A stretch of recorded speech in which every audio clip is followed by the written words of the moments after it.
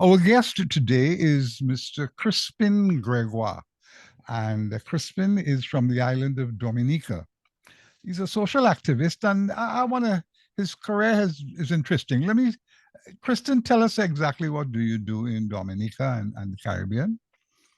Yes. Um, well, I have been for most of my career, I've been involved with the nonprofit sector, having worked for a few large nonprofits like the Ford Foundation, like Save the Children, and TechnoServe. Right. And then I spent some time in diplomacy, having worked as the ambassador of Dominica to the United Nations. And later on, and I did that for 8 years. And then later on, I worked for UNDP for 4 years as the director for the Caribbean Right. at headquarters in New York.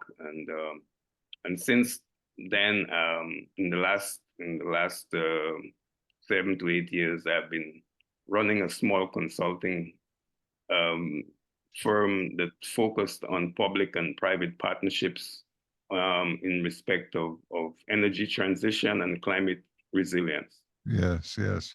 Quite a journey. I remember you in our early days, trekking the field and so on and interviewing and that sort of thing.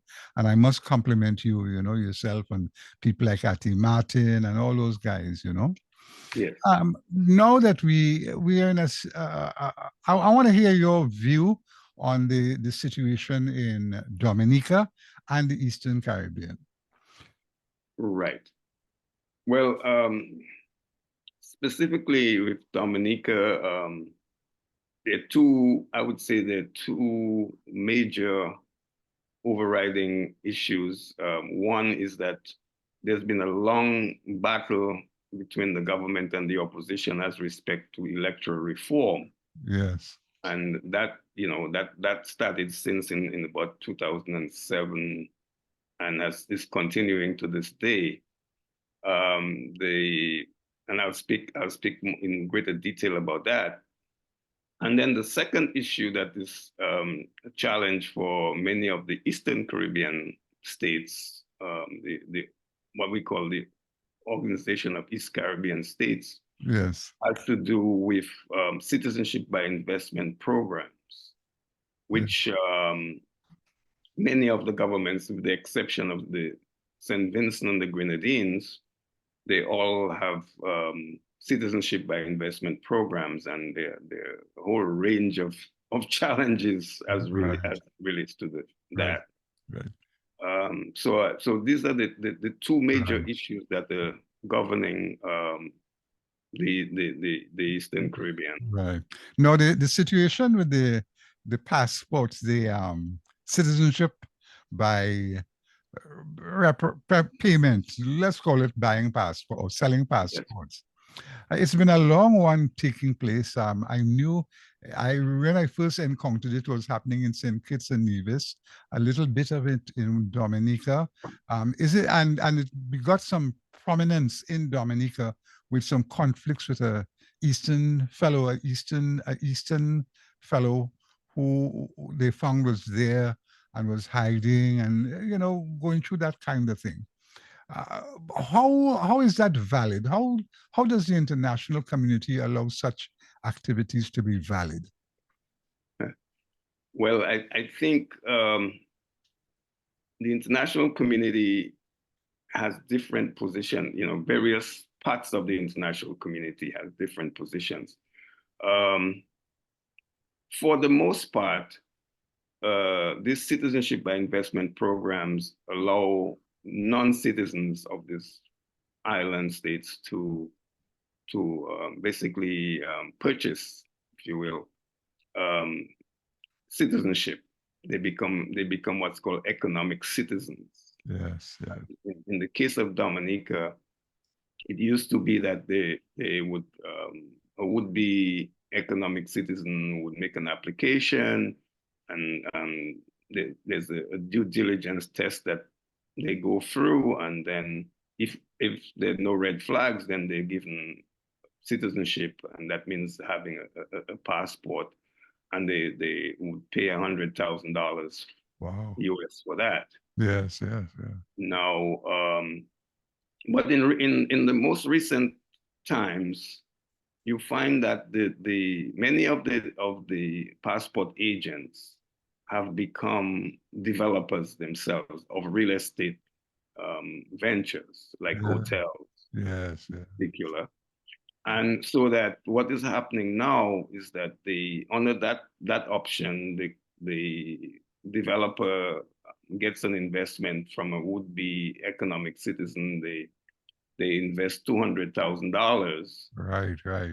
get a passport, but the state itself doesn't really get any money except for the naturalization fees. Right, right. And that's been putting a serious uh, uh, block Yeah. in the amount of transfer of funds to the state.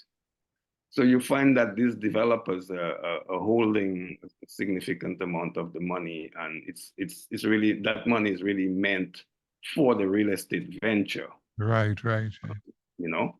right. So that has become sort of the predominant mode in that whole economic citizenship arena. Right.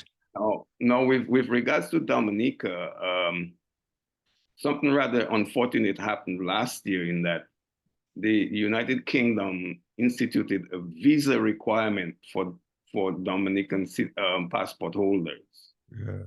And going back to our colonial time and even up to last year, Yeah. Dominican citizens did not require a visa to enter the UK, Right. but now we do. And Von, the reason for that is because of the Ukraine war. Right. Right. When the onset of the Ukraine war, the European countries and the UK decided that uh, Put some. people from Russia and Belarus should not get citizenship under these programs because that's a Right. backdoor way of entering the UK or the Schengen area of Europe. Right. Right. Right. So the UK instituted that visa requirement, and the same thing that the European Union has expressed many concerns, and I would say that the future of this economic citizenship program could be in jeopardy Right. if those countries are not vigilant and implement some of the principles that they have arrived with the US and the European Union, the Schengen countries, about due diligence and also the repatriation of these funds to the treasuries of these countries. Right. Right. So there's a big battle going on right Right. now. Right. If we're not careful, we could lose that visa-free access to the Schengen area, which is mostly the European countries. There are 27 countries in Europe Yes. that are part of Schengen, and now there's a lot of pressure on the governments now to follow better governance principles as regards the citizenship programs.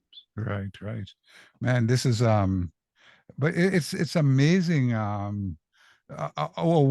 What does the leadership of the island of Dominica say? I mean, doesn't he see this dichotomy that you just described? I mean, you know, I mean, what is their platform? I mean, they're part of it. I mean, they're allowing it, right? Right, they're allowing it. They have said that they have acceded to the principles that the European Union and the United States has laid down, and that they will follow. And there's some agreement among the five island states, which is Grenada, Saint Lucia, Dominica, Saint Kitts Nevis, Antigua, Barbuda. As I said, Saint Vincent is the That's only one right.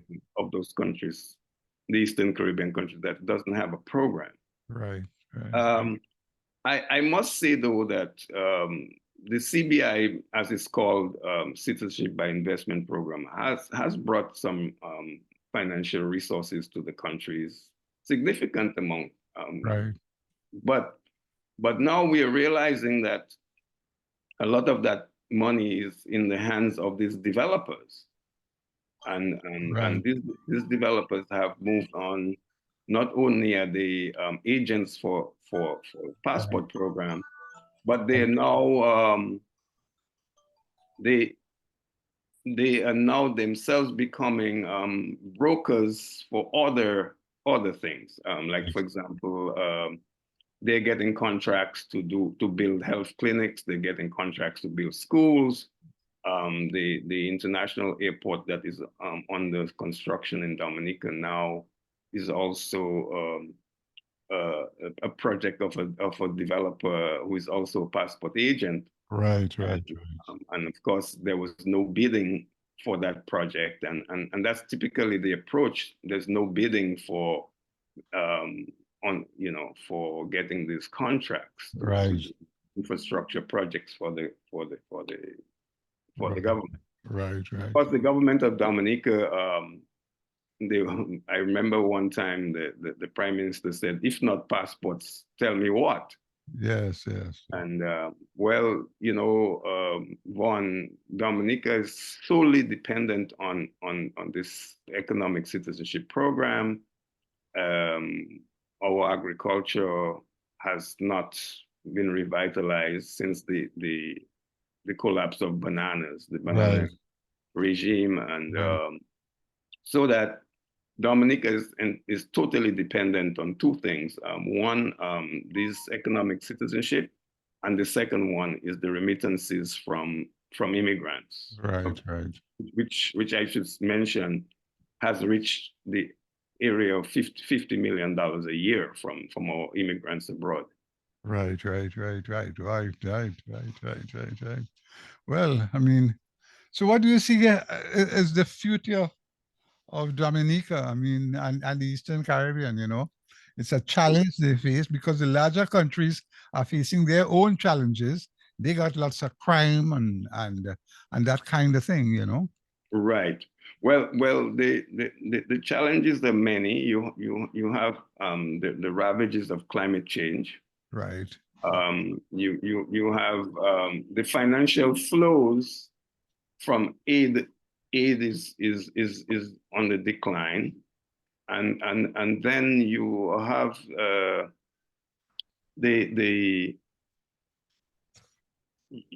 you have people who are trying to help from the diaspora, but they're not they're not embraced in many ways. Yes. So you have those kind of problems. Right. Then you have the whole integration process is some progress on some fronts, but retrogression on other fronts. Right. And then the crime problem is not just in the larger countries. Antigua has a serious problem with crime. So does St. Lucia. And the whole onslaught of gangs now has become a new reality in the sub-region. Right. To the extent that I know that Antigua the prime minister has taken a very hard position and wants to deal with that problem. Of course, we have high homicide rates in St. Lucia, and so on. So. Yeah, I even saw a story where the gangs decided to fight the prime minister of Antigua. I mean, confront him. So yes. It's a real tragedy. Well, he had a meeting with them, and I don't know what the outcome of that meeting was, but clearly Antigua has a challenge with gangs and problems of alienated youth. Right. Yep. Well, man, it's nice talking to you. But what do you see for the future of Dominica and the Eastern Caribbean? I mean, do you see? Do you have hope? Let's see. I have hope because the islands have two important resources. One is people and it's diaspora, so that's important. And then you have a more educated human resource in countries. So these are important ingredients for having economic growth and modernization. Yes. However, the investment flows are critical, and I would like to see, for example, with Dominica, that Dominica's agriculture be revitalized. I would like to see that Dominica do something more significant with its water resources. You know, Dominica has significant water resources, so it's not that insecure Right. as far as water is concerned, as compared to its neighbors. Right. But Dominica has not built a water industry for export, and I think that to me is very critical for the future. Yes, yes, yes. And then Dominica has to address its political challenges, because we haven't had a change of government in almost 25 years. Yes. The opposition forces feel that we don't have a fair electoral process, and Right.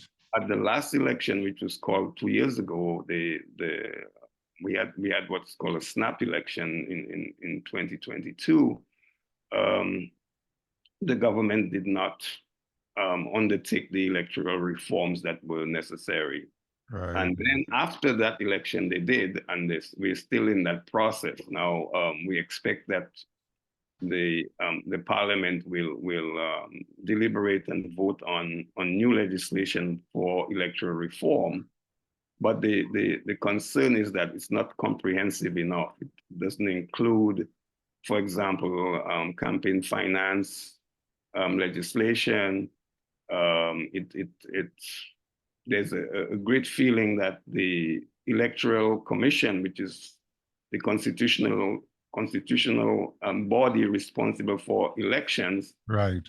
its own legitimacy has been usurped by the administration, and the administration is the one dictating electoral reform, and not the commission. Right. So Right. those kind of problems. And so I think that for Dominica to have a fair election in which all the political forces participate, and won the last election, the opposition boycotted the elections because Yes. they wanted to be sure that the electoral reform was in place before the election would be held. Right, right, right, right.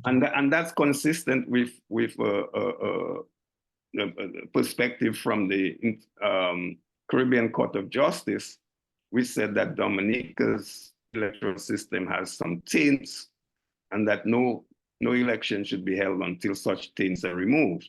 But we didn't see that in 2022. Right. Boy, it's a challenge, And Yes. I'm sure Mama Eugenia Childs would be upset to see the way things are going now, eh? I would think so. Knowing who she was, I think she would be a champion for electoral reform. But the reality today is that it hasn't been forthcoming. We don't have a national consensus about that particular issue, which to me goes to the foundation of the democratic process that Dominica was trying to build. Yes. So we can only hope. I can only hope that the administration will see reason and see the importance of having a level playing field for electoral governance. Okay. All right. Crispin Gregoire, thank you so much for chatting with us, man. You're very welcome. Thank you for having me. You're welcome. Okay. Yes. Okay. I've been speaking with Crispin Gregoire, and he is a former diplomat, citizen of the island of Antigua, and a former citizen of the island of Dominica. And we've been chatting about the situation in Dominica and the Eastern Caribbean. This is Vaughn Martin. Caribbeana continues.